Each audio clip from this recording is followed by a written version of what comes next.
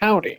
Today we're looking at a very interesting melee weapon, one that is better than I was expecting. So, it is the Ninkondi Prime. The only Prime nunchucks, I believe, in the game, one of the very few nunchucks in general in the game. It came with Wukong Prime, I believe. So, it's got okay stats, 22% crits, 2.4 crit multiplier, but 36% status. And it does have inherent electricity, which is quite nice. The main reason we're using it over other nunchucks is just that it has good status and base electricity, which is very juicy. If we were to compare to something like, wait, that's the normal Ninkondi where it sits. These things have base viral, they would be very good. I'm gonna do a video on them in the future, probably Pulmonaris. And where, I can't remember the names, the main nunchucks to compare it to.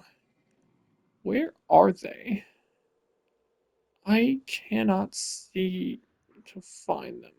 Well, there's another pair of nunchucks that are the main ones you can compare them to, but we're using these ones because these have higher stats chance than the other ones, I'm pretty sure.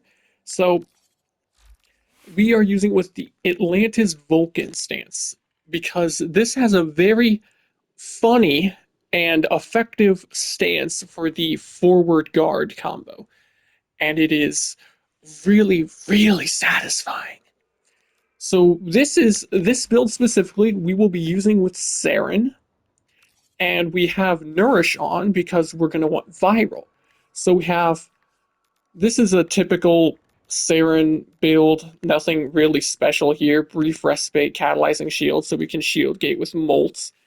We have a decent bit of strength with transient fortitude. We got molt augmented, so we get more damage from our spores, toxic lash, and nourish.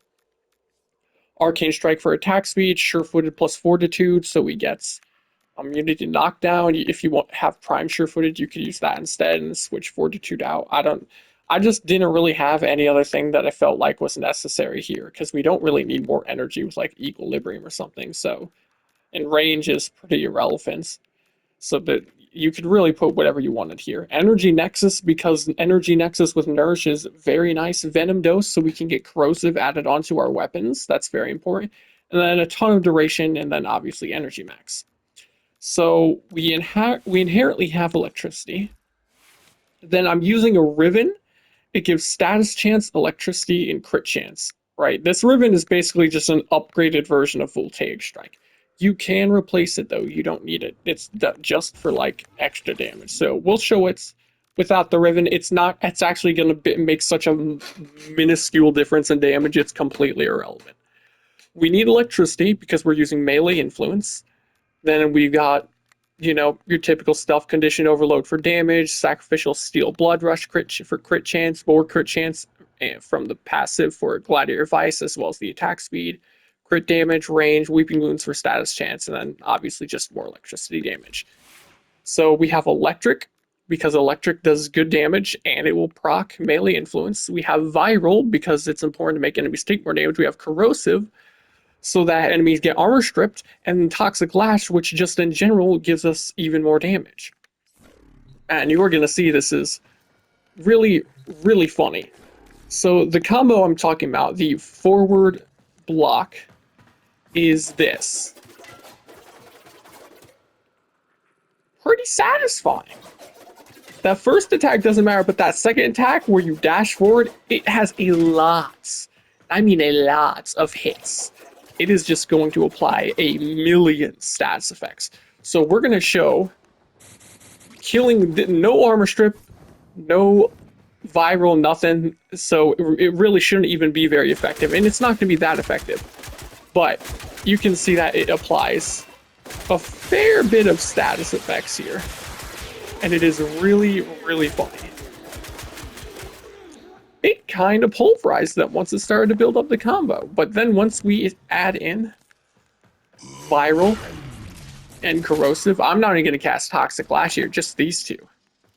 It's going to take one of that like tornado swing, right? Ready? Ooh, I didn't quite get all the hits off, but it almost killed all of them. Here, if we hit them with all of the hits from that, like, weird spinny tornado forward thing, it's going to kill all of them easily. I didn't even, okay, I still didn't get all the hits, only like 2/3, and it eviscerated them.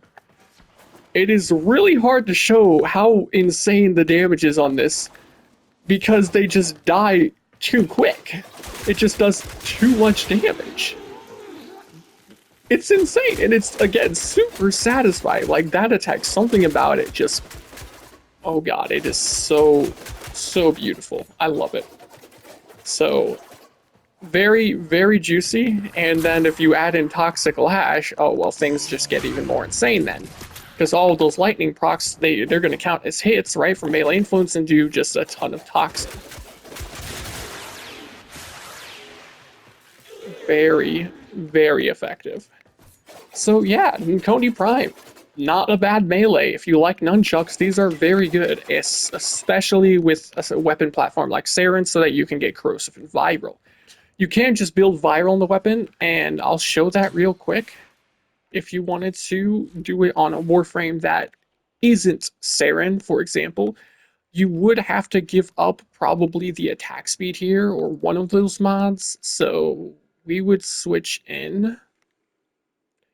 Let's see, it would probably be beneficial to not go all the way on viral, so unranked Vicious Frost, and an, well, we'll do a ranked up. We'll do a ranked up Virulent Scourge here instead of Gladiator Vice. So now we have viral, and then we will switch to Trinity with no mods equipped, and you'll see that it can still kill fairly decently. Again, we're going to have to build up our combo, so keep that in mind. The attack speed is quite lacking here, though, which is why it can be very nice to have more attack speed instead of, say, the sacrificial mod. That would probably be the play here instead. Actually, yeah, we're going to do that. Quickening here is very nice, but where is it? Yeah, 40% attack speed, 20% combo count chance.